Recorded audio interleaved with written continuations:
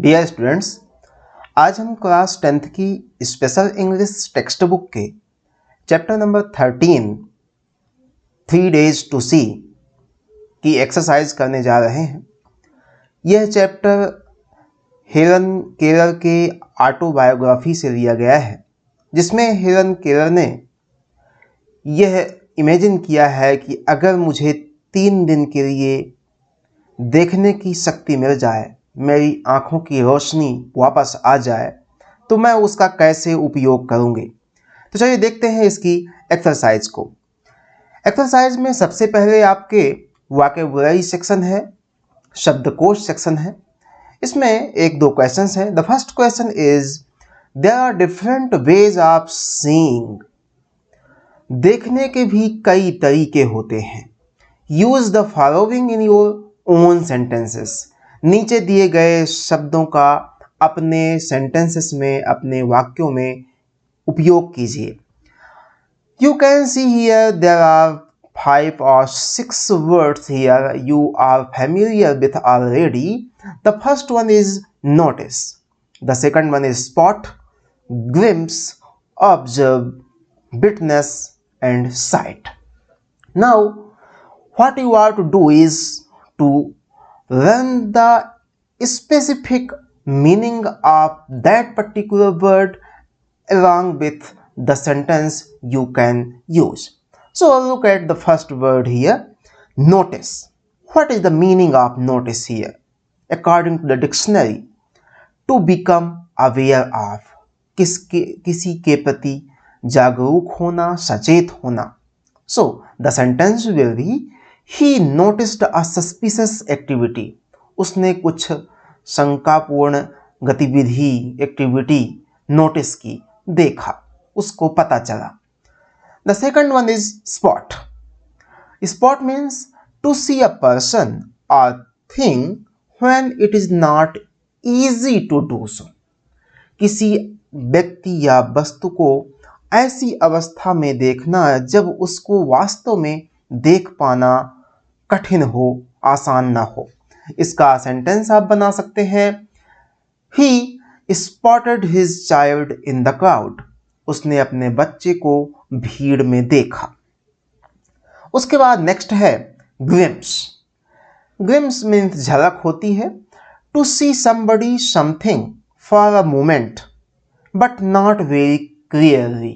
किसी चीज को या किसी व्यक्ति को थोड़े समय के लिए देखना, लेकिन ज़्यादा क्लियरली नहीं, ज़्यादा साफ तौर पर न देखना, उसको ग्लिम्स कहते हैं, झलक कहते हैं.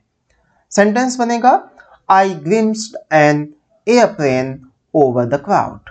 मैंने बादलों के ऊपर से एरोप्लेन की एक झलक देखी. The next one is observe. What is the meaning of this word? To watch somebody something carefully. किसी व्यक्ति या वस्तु को सावधानी पूर्वक देखना. Specially to learn more about them. खास तौर से उसके बारे में ज़्यादा जानकारी इकट्ठा करने के लिए. For example, officials observe the monument. जो स्मारक बना था, पुरानी एक बिल्डिंग बनी थी, उसको अधिकारियों ने ऑब्जर्व किया, निरीक्षण किया कि कहीं उसमें क्रैक तो नहीं है या उसकी स्थिति ठीक है या नहीं. The next one is witness. Witness means to see something happen. किसी चीज को घटते हुए देखना, किसी चीज को होते हुए देखना. Typically a crime or an accident. सामान्यतः या तो कोई क्राइम हो या कोई एक्सीडेंट हो. तो सेंटेंस क्या बनेगा? She had witnessed the violent attack on a poor.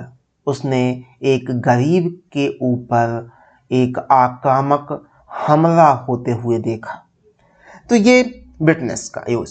उसके बाद आता है last one is sight. What is sight? Sight means to suddenly see something, specially something you have been looking for.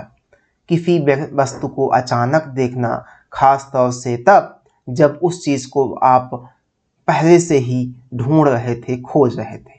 तो sentence बनेगा, after 12 days eight सी, समुद्र में 12 दिन गुजारने के बाद, दे साइटेड लैंड, उनको जमीन के दर्शन हुए या उन्होंने जमीन देखी। सो इस प्रकार से हमने देखने के विभिन्न तरीकों के बारे में सीखा। Now come on to the second question. Write the meaning of the following and use them in your own sentences. नीचे दिए गए शब्दों की मीनिंग बताइए और उनका भी अपने सेंटेंसेस में यूज करिए। So often, now and then, at times, look into, on the way, awe inspiring sight, and at midnight. So look at the first one here. Often. You can pronounce this word often also. Often means frequently. ऐसे कार्य जो अक्सर या जल्दी जल्दी होते रहते हों। Sentence, he often goes to cinema. वह अक्सर सिनेमा देखने जाता है। उसके बाद नेक्स्ट है now and then. Now and then means from time to time. बीच बीच में, इसकी मीनिंग होती है बीच बीच में। तो इसका सेंटेंस बनेगा He visited his village now and then. वह अपने गांव बीच बीच में जाता रहता है। The third one is at times. At times यानी occasionally. Occasionally यानी बहुत frequently नहीं। इसका सेंटेंस बनेगा He reads fictions story at times. Now next one is look into. Look into means to examine. किसी चीज पर गौर करना। Sentence, police looked into the complaint. Police ने शिकायत का परीक्षण किया, शिकायत पर जांच चालू की। Now the fifth one, on the way. On the way means in mid way, बीच रास्ते में। Sentence, I visited his shop on the way to home. जब मैं अपने होम यानी घर जा रहा था, उस समय मैं बीच में ही उसके शॉप में विजिट किया, उसकी दुकान गया। And the sixth one, awe inspiring site.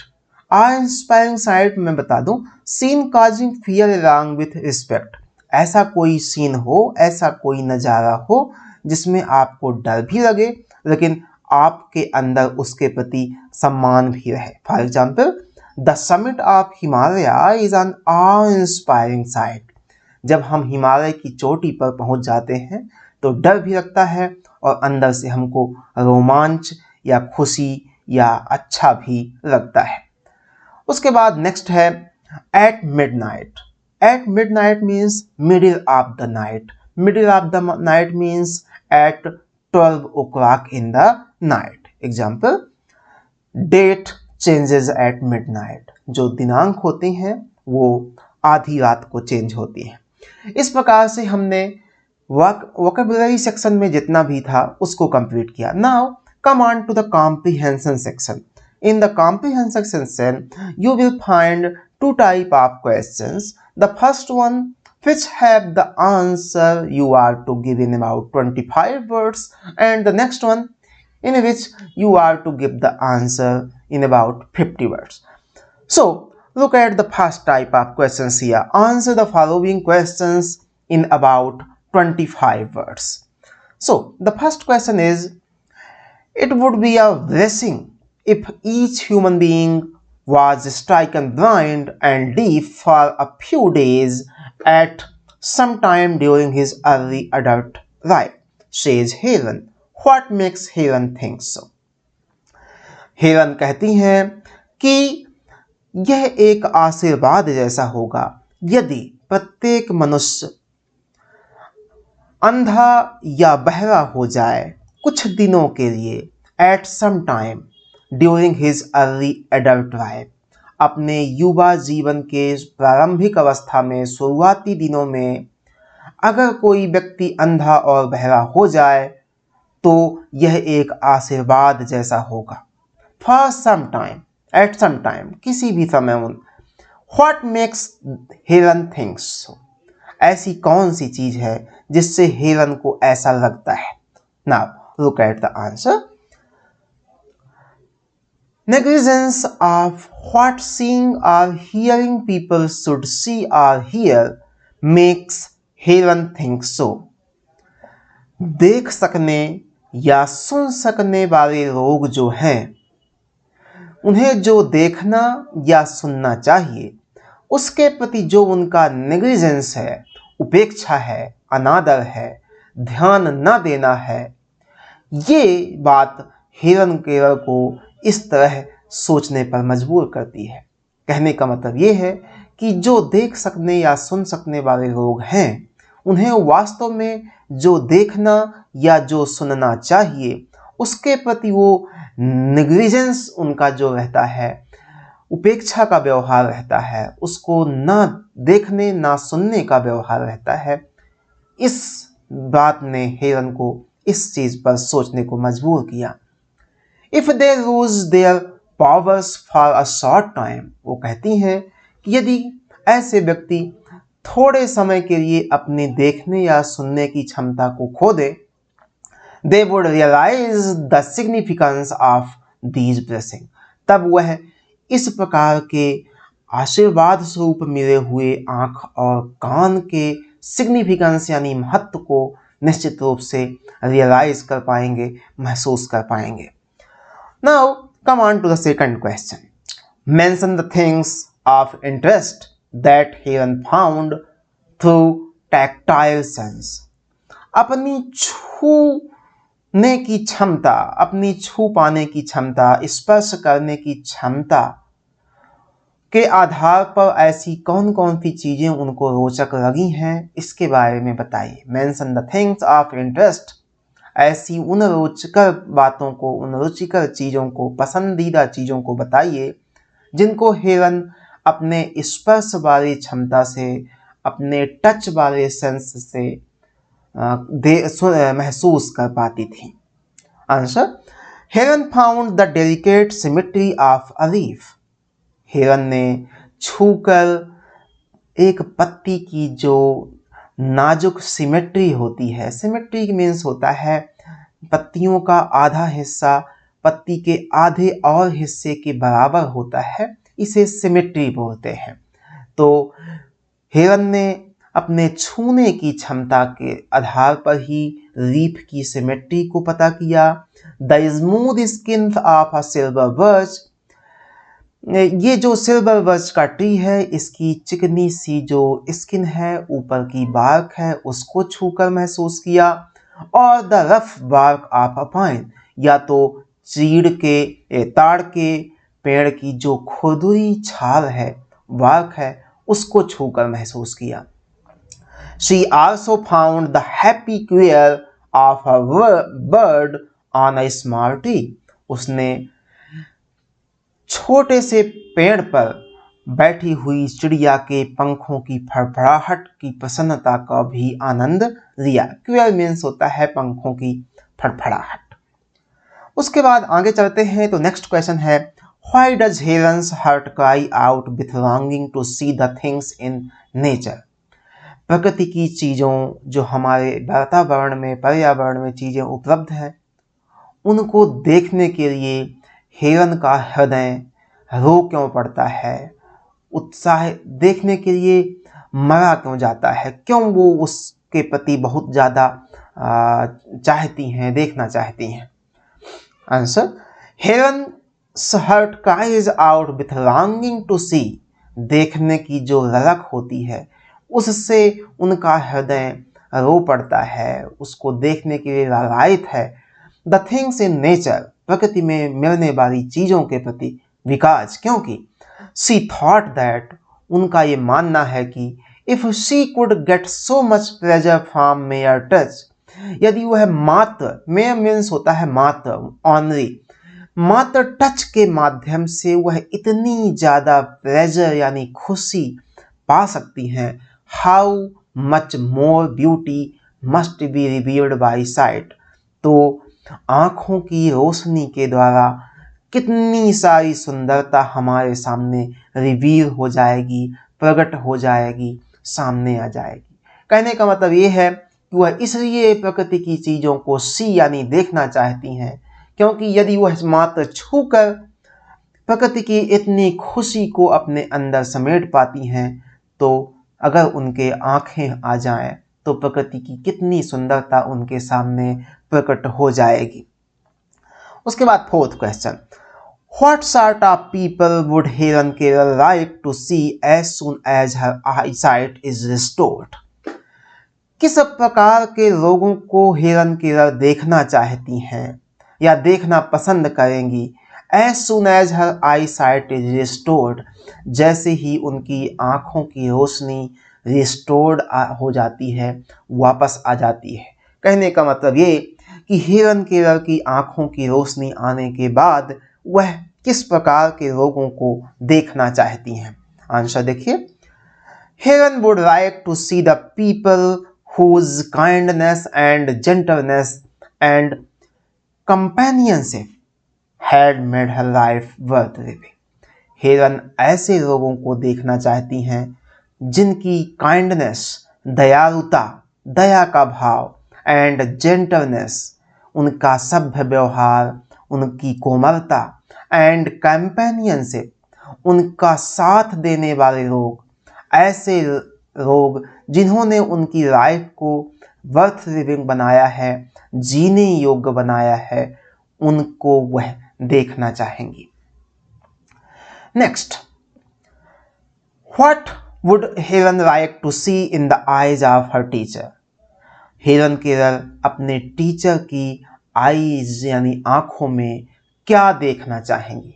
Helen Keller जब उनकी आई साइट रिस्टोर्ड हो जाएगी तो वह अपने टीचर की आंखों में क्या देखना चाहेंगी? आंसर देखिए, Helen would like to see in the eyes of her teacher the strength of character which had enabled her to stand firm in face of difficulties.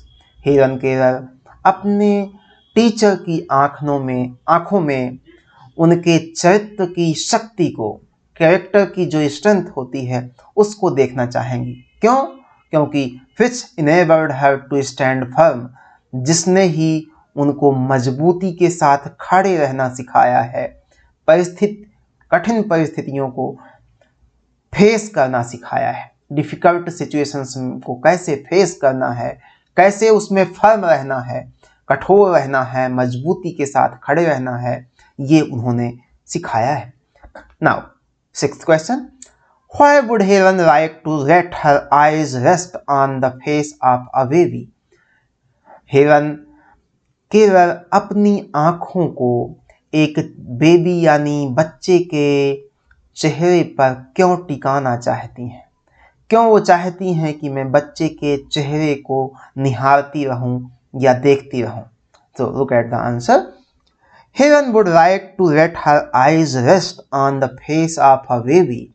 Helen अपनी आंखों को एक बच्चे के चेहरे पर इसलिए टिका देना चाहती हैं सो दैट, ताकि she could catch the eagerness and innocent beauty found only on baby's face, ताकि वह बच्चों के चेहरे पर पाई जाने वाली ईगरनेस, उत्सुकता, जिज्ञासा, किसी चीज को जानने की इच्छा, एंड इनोसेंट, मासूमियत, जो उनका बिना दिखावे के, बिना बनावटी चेहरा होता है, उस खूबसूरती को वह देखना चाहती हैं, उसको कैच करना चाहती हैं, उसको अपने मन मस्तिष्क में संजो लेना चाहती हैं।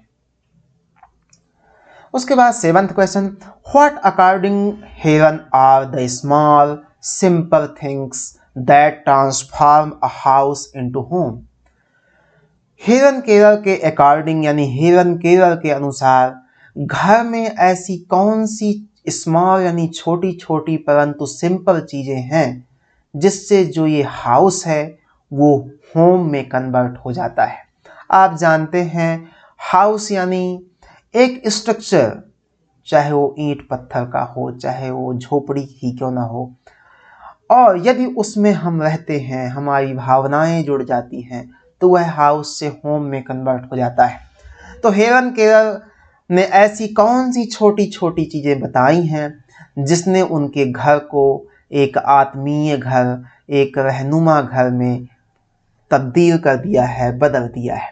Answer, according to Helen the warm colours in the rugs उनके कालीन में जो गरम कलर है, मतलब चटक कलर है, the pictures on the walls, दीवारों पर जो तस्वीरें हैं, एंड अदर इंटीमेट ट्राइफल्स, और भी छोटी छोटी, ट्राइफल्स मीन्स होती हैं छोटी छोटी, इंटीमेट्स मीन्स होता है घनिष्ठ, यानी अपने दिल से जुड़ी हुई, अपने को बहुत पसंद चीज़ें, that transform a house into home, ये सारी ऐसी चीज़ें हैं जिससे उनका ये जो गिट्टी पत्थर ईंट का घर है वह होम में तब्दील हो जाता है। Question number 8, what would the author like to intoxicate her eyes with while walking in the woods, जंगलों पर चलते समय ऐसी कौन सी चीज़ें हैं जिनसे कवि अपनी आँखों को इंटॉक्सिकेट करना चाहता है, मतवाला बना लेना चाहता है, उसमें नशा छा लेना चाहता है। इंटॉक्सिकेट मीन्स होता है किसी चीज़ की खूबसूरती से इतना प्रभावित होना कि आपकी आँखें बिल्कुल मदमस्त हो जाएं, आप भाव विभोर हो जाएं। तो ऐसा कौन सी चीज़ें देखना चाहती हैं जंगलों में? देखिए, The author would like to intoxicate her eyes with the beauties of the world of nature while walking in the woods. जंगल में गुजरते समय प्रकृति के जो पूरा संसार है उसकी जो खूबसूरती है, सुंदरता है, उससे अपनी आँखों को मतवाला बना लेनी चाहती हैं, अपनी आँखों को नशीला बना लेना चाहती हैं। यहाँ नशे का मतलब अल्कोहल का नशा नहीं है। संसार में, प्रकृति में जो खूबसूरती फैली हुई है, सुंदरता बिखरी हुई है, उसको देखकर अपनी आँखों को वो बिल्कुल तृप्त कर लेना चाहती हैं, मदमस्त कर लेना चाहती हैं। Question number 9, what would the author like to see in the farm, खेतों में, खेती बाड़ी जमीन में हेलन केलर यानी आथर यहाँ जो है वो क्या देखना चाहती हैं? चलिए देखते हैं answer. The author would like to see the horses, कवि उस खेती बाड़ी जमीन में घोड़ों को देखना चाहती हैं, और परहैप्स द ट्रैक्टर, और अधिक से अधिक होगा तो अब ट्रैक्टर्स आ गए होंगे, प्लाइंग द फील्ड, जो जमीन को जोत रहे होंगे, एंड कंटेंटमेंट ऑफ मैन, और उस जमीन पर काम करने वाले मैन जो हैं, आदमी जो हैं, उनका कंटेंटमेंट, उनका सेटिस्फैक्शन, उनका संतोष, living close to the soil, जो कि उस जमीन से जुड़ कर रहते हैं, जमीन से जुड़े हुए रहते हैं। अब यहाँ जमीन से जुड़े हुए का मतलब ये नहीं है कि वो फेविकोल लगाकर जमीन पर जुड़े रहते हैं, यानी कहने का मतलब ये है कि ऐसे किसान जो हमेशा अपनी खेतों में खेती के काम में लगे रहते हैं, उनकी आंखों में जो एक कंटेंटमेंट होता है, एक संतुष्टि होती है अपना कार्य करने की, उन सब चीज़ों को, और उसमें खेत जोतने के लिए चाहे वो हॉर्सेस हों या ट्रैक्टर्स हों, उनको देखना चाहती हैं। Question number 10, What is the thrilling miracle that the author would like to witness at the dawn of the second day? दूसरे दिन के शुरुआत में, dawn मीन्स होता है जब प्रकाश की पहली किरण हमको सुबह दिखाई देती है, अंधेरा छटता है और सुबह सुबह लालिमा जब सूर्य के निकलने के पहले दिखाई देती है, उस समय को dawn कहते हैं। हिंदी में प्रभात, सवेरा कह सकते हैं। तो दूसरे दिन सुबह सुबह ऐसा कौन सा थ्रिलिंग यानी रोमांचित करने वाला मायरेकल यानी चमत्कार लेखक या राइटर जो है, ऑथर जो है, वो देखना चाहता है। दूसरे दिन की शुरुआत में ऐसा कौन सा रोमांचित करने वाला चमत्कार है जिसको वो विटनेस करना चाहती हैं, देखना चाहती हैं। Answer: The author would like to witness the thrilling miracle of transforming night into day. रात से दिन हो जाना यह एक चमत्कार से कम नहीं है, और इसी चमत्कार को वह देखना चाहती है। And the light of the sun, और सूर्य की उस रोशनी को भी देखना चाहती हैं, with which it awakens the sleeping earth, जिसके माध्यम से सूर्य पूरी सोती हुई पृथ्वी को अवेकन कर देता है, जगा देता है। तो ये जो मायरेकल है, कौन सा, रात का दिन में बदल जाना और सूर्य की किरणों के साथ समस्त अर्थ जो है, हमारी समस्त पृथ्वी जो है वो जाग जाती है, यही चमत्कार वो देखना चाहती हैं। इस प्रकार से question number 11, what is Helen Keller's admonition to those who would make full use of the gift of sight. ऐसे लोगों के लिए जो इस रोशनी के उपहार का पूरा यूज कर सकते हैं, इस आई साइट रूपी जो गिफ्ट है उसका पूरा यूज कर सकते हैं, ऐसे लोगों को वह क्या डांट लगाती हैं, क्या डांटते हुए सलाह देती हैं। एडमोनिशन मीन्स होता है to give advice along with some admonition और डांट डपट। तो डांटते हुए क्या सलाह देना चाहती हैं ऐसे लोगों को जिनको भगवान ने आंखों की रोशनी जैसा उपहार दिया है। Answer, Helen Keller's admonition to those who would make full of use of the gift of sight is that, उनका सलाह ये है कि they should use their eyes as if tomorrow they would be strike and blind. वो कहती हैं आप अपनी आंखों का इस प्रकार उपयोग करिए एज इफ, मानो, tomorrow they would be strike and blind, मानो कल ही आप अंधे हो जाने वाले हैं, आप अंधत्व से या अंधा हो जाने के रोग से पीड़ित हो जाने वाले हैं। आप आंखों का इस प्रकार से यूज करिए, यानी आप जब तक हैं, जब तक आपके पास आंखें हैं उसका पूरा यूज करिए। Question number 12, why does Helen say that sight must be the most delightful of all the senses? Helen Keller ये क्यों कहती हैं कि आँखों की जो रोशनी है यह सभी सेंसस में, हमारे जो भी 5 सेंसस होते हैं उनमें से सबसे डिलाइटफुल होता है, सबसे आनंददायी होता है, सबसे ज़्यादा खुशी देने वाला होता है। ऐसा क्यों कहती हैं? आंसर देखिए, Helen says that sight must be the most delightful of the all senses। वह ऐसा इसलिए कहती हैं because, क्योंकि the world is dark without eyes। ये पूरा का पूरा संसार जो है ये आंखों के बिना बिल्कुल अंधेरा है। Only this sense can provide the realization of God's creation। ईश्वर की जो रचना है, ईश्वर ने जो ये प्रकृति बनाई है, इसका रियलाइजेशन, इसका अनुभव, इसको महसूस आप केवल इसी सेंस यानी आँखों के माध्यम से ही कर सकते हैं। इसीलिए हेलन केलर ने सभी ज्ञानेंद्रियों में आँख को सबसे डिलाइटफुल, आनंद देने वाली सेंस कहा है। इसके साथ ही सेक्शन ए के जो क्वेश्चंस थे वो समाप्त होते हैं। Now come on to the second section, answer the following questions in about 50 words each. प्रत्येक प्रश्न का आप 50 शब्दों में उत्तर दीजिए। पहला क्वेश्चन है इसमें, how does Helen Keller remember her teacher Mrs Annie Sullivan. Mrs Annie सुरीवान जो उनकी टीचर हैं, उनको वो कैसे याद करती हैं जब आंखों की रोशनी वापस आने को सोचती हैं। आंसर देखिए, Helen remembers her teacher Mrs Sullivan as a gentle, kind, tender, sympathetic and patient personality.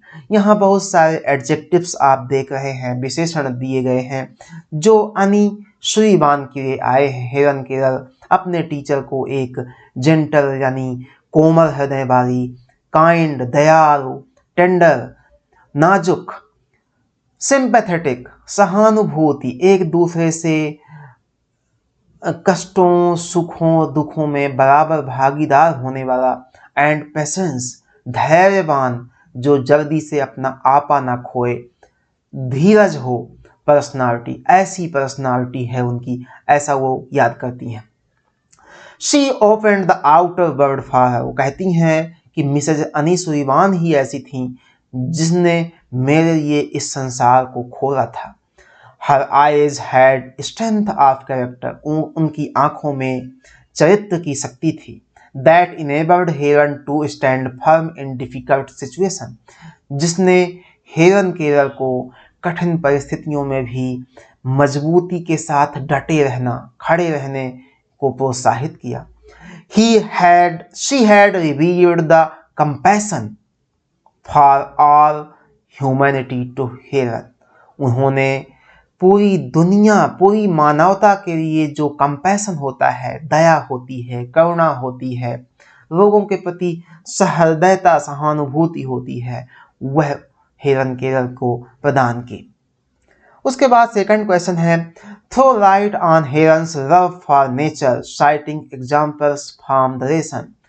इस पाठ में आए हुए कुछ उदाहरणों के माध्यम से आप ये बताइए कि हेरन केरल किस प्रकार से प्रकृति प्रेमी थी, प्रकृति से उनका बहुत लगाव था, नेचर को बहुत प्यार करती थी। ऐसे कुछ एग्जाम्पल देके आप बताइए। आंसर है, हेरन had a great love and admiration for nature. प्रकृति के लिए हेरन का बहुत प्यार था और वह उसकी खुशामदी यानी प्रशंसा भी करती थी। She enjoyed the beauty of nature. वह प्रकृति की खूबसूरती को बहुत ही एंजॉय करती थी। Through her tactile sense, अपनी स्पर्श वाली सेंस से, अपने छू सकने की क्षमता से। She felt the delicate symmetry of a leaf. वह पत्ती की जो बनावट होती है, उस कोमल बनावट को महसूस कर लेती थी। Smooth skin of a silver birch, eucalyptus जैसे पेड़ की एक स्मूथ स्किन को वो छू कर महसूस कर लेती थी। And rough bark of the pine, और ताड़ के पेड़ की जो छाल होती है, उसका ऊपर की कवर होता है खुरदुरा, उसको भी महसूस करती थी। She touched the branches of trees in search of a bird. वह पेड़ की शाखाओं को एक बर्ड यानी कली की खोज में भी टच किया करती थी, छुआ करती थी। बर्ड मीन्स होता है जहां से कोई ब्रांच निकलने वाली होती है। She placed her hand on a small tree to feel the quiver of a singing bird. वह छोटे छोटे पौधों पर अपना हाथ रखती थी ताकि वह गाने वाली चिड़िया के क्वियर यानी पंखों को महसूस कर सके। उसके बाद थर्ड क्वेश्चन है, summarise the activities Helen would undertake on the second day. दूसरे दिन हेरन केरल कौन कौन सी एक्टिविटीज करना चाहती थी, उनके बारे में बताइए। उन्होंने कौन कौन सी एक्टिविटीज की थी। Answer, Helen would wake up at dawn, कहता है सेकंड दिन वह सुबह सुबह उठेंगी। She would see the grand panorama of light, वह सुबह उठकर प्रकाश का जो फैला हुआ रूप है, पैनोरामा मीन्स होता है आपके आसपास जितना भी क्षेत्र फैला होता है, तो प्रकाश जो सुबह आसमान में फैला होता है लालिमा लिए हुए, उसको देखना चाहती है। With which the sun awakens the sleeping earth, जिसके माध्यम से ही सूर्य सोती हुई पृथ्वी को जगाता है। She would quickly view the words and how the past changes and progressed through ages. वह जल्दी जल्दी संसार को देखना चाहती हैं कि किस प्रकार से सारी चीजें बीत गई हैं और कैसे प्रोग्रेस हुई है, उन्नति हुई है थ्रू एजेस, युगों युगों से। She would see all that she knew. वह उन सारी चीजों को देखना चाहती है जिनको वह छू कर जानती थी अभी तक। And enjoyed through touch, उसको मात्र वो छू कर ही अभी तक देखती थी। She would visit some theater and enjoy the acting of actors.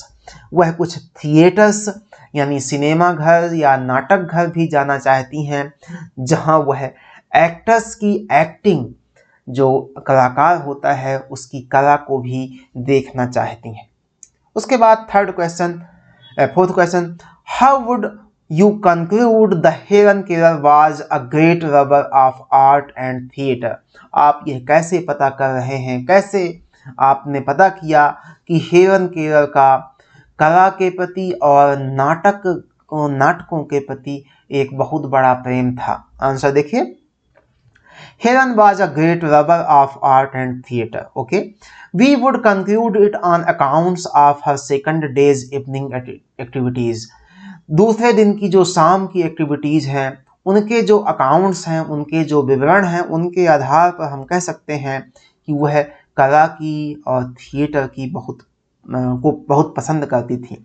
She was blind, वह अंधी थी, येट फिर भी she used to attend theoretical performances of arts art, फिर भी वह हर प्रकार की थिएट्रिकल परफॉर्मेंस यानी नाटक गृह में जो परफॉर्मेंस होती थी, प्रदर्शन होता था, चाहे वो किसी भी प्रकार का हो, उसको अटेंड करती थी।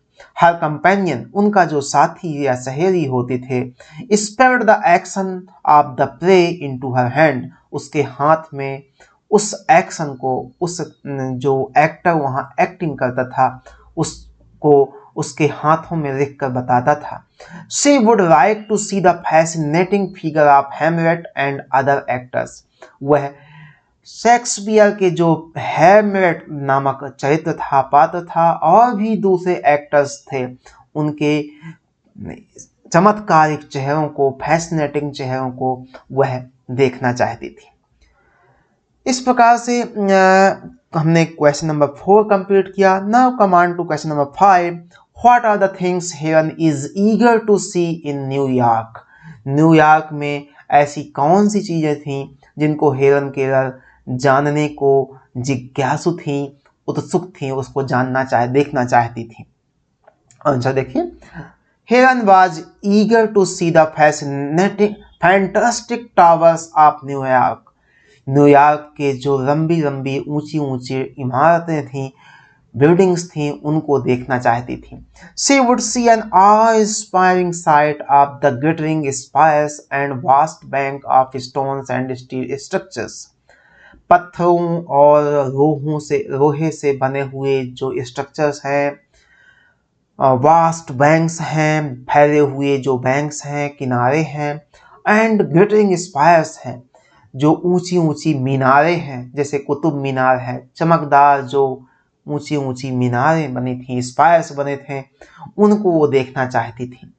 These things are so splendid, यह सारी चीजें इतनी शानदार थी हैं, as if the God might build for him, मानो भगवान स्वयं इन सारी चीजों को मनुष्यों के लिए नहीं, स्वयं अपने लिए बनाया हो।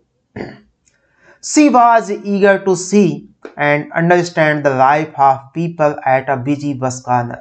वह व्यस्ततम बस स्टैंड में लोगों की जिंदगी को समझने का प्रयास करती हैं। She would see the smile.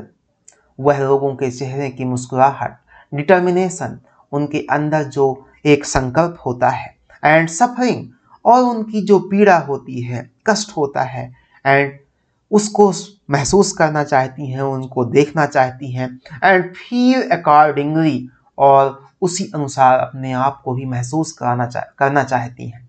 यानी अगर वह हंसते हुए व्यक्ति को देखती हैं तो वो हंसती हैं, दृढ़ संकल्पित व्यक्ति को देखती हैं तो वो भी उन अंदर से दृढ़ संकल्प उनके अंदर आता है, और जब किसी व्यक्ति को सफरिंग में यानी कष्ट में देखती हैं तो उनको भी कष्ट महसूस होता है। Question number 6। What is Helen Keller's advice to those who would make full use of their senses?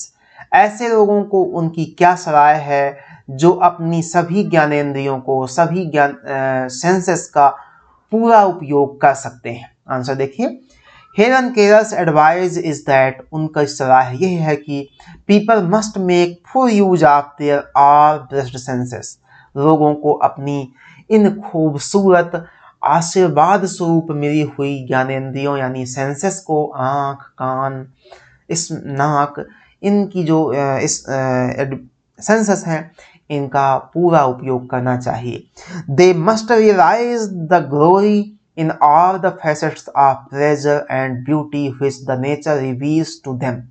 प्रकृति ने जो उनको खूबसूरती दी है, उनको जो आनंद दिया है, उसके हर फैसेट्स यानी हर पहलू की जो ग्लोरी है, जो यश है, जो कीर्ति है, उसको महसूस करना चाहिए। People should see the creation of nature, प्रकृति का जो निर्माण है, प्रकृति ने जो रचना की है, उसको लोगों को देखना चाहिए। They should hear the music of voices and song of words, लोगों को पक्षियों की आवाज़ें और संगीत की धुनें सुनना चाहिए। People should touch each object, व्यक्ति को हर चीज छू कर देखनी चाहिए। स्मेल परफ्यूम ऑफ फ्लावर्स, फूलों के खूबसूरत सुगंधों को लेना चाहिए, सूंघना चाहिए। And taste of each morsel, और हर निवाले, हर कौर का स्वाद लेना चाहिए। उसके बाद question number 7, the gift of eye site is valued more and better by a blind person than by one who has it. कहते हैं कि जो ये आंखों की रोशनी रूपी जो गिफ्ट है, उपहार है, इसकी कीमत एक अंधा व्यक्ति ज़्यादा अच्छे तरीके से करता है बजाय उस व्यक्ति के द्वारा जिसके पहले से ही आंखें होती हैं। Justify this statement through the reflection expressed in the lesson bye Helen Keller. Helen Keller के द्वारा इस पाठ में दिए गए वर्णन के आधार पर आप इस स्टेटमेंट को जस्टिफाई करिए। कहने का मतलब ये है कि जो व्यक्ति अंधा होता है उसको आँखों की रोशनी की ज़्यादा कीमत अच्छे से पता होती है बजाय उसको जिसको केवल आँखें मिली हुई हैं, अंधत्व का कभी भी अंधा होने का कभी भी अनुभव नहीं हुआ है। आंसर देखिए, आई site is a great gift to human beings. मानव समाज के लिए आँखें एक बहुत बड़ा उपहार है। अ डीफ और dumb person can walk freely and see stark beauty of nature. एक बहरा और गूंगा व्यक्ति बड़े ही स्वतंत्रता के साथ चल सकता है और इस पूर्ण खूबसूरती, स्टार्क ब्यूटी जो है, प्रकृति में जो तमाम खूबसूरती फैली हुई है, उसको बड़े आराम से देख सकता है। But for a blind person, लेकिन एक अंधे व्यक्ति के लिए the whole world is dark, पूरा का पूरा संसार ही अंधा है, अंधेरा है उसमें। Blind man can not walk without stumbling, एक अंधा व्यक्ति बिना लड़खड़ाए चल नहीं सकता। People who has this मायरेकल gift of eyes often ignore observing the things. ऐसे व्यक्ति जिनके पास ये चमत्कारी उपहार है आँखों का, वह अक्सर चीज़ों को देखना पसंद अच्छे से नहीं करते हैं, उन चीज़ों को इग्नोर करते हैं। इसलिए it is correctly said that, इसलिए ये निश्चित रूप से सही कहा गया है कि the gift of eye site is valued more and better by a blind person than by one who has it. एक अंधे व्यक्ति के द्वारा आँखों की रोशनी की कीमत अच्छे से जानी जाती है बजाय ऐसे व्यक्ति के जो अंधा नहीं है और उसको आँखों की रोशनी मिली हुई है। इस प्रकार से आपका ये चैप्टर समाप्त होता है। अगले चैप्टर की एक्सरसाइज के साथ हम फिर मिलेंगे। तब तक के लिए आप सभी को धन्यवाद।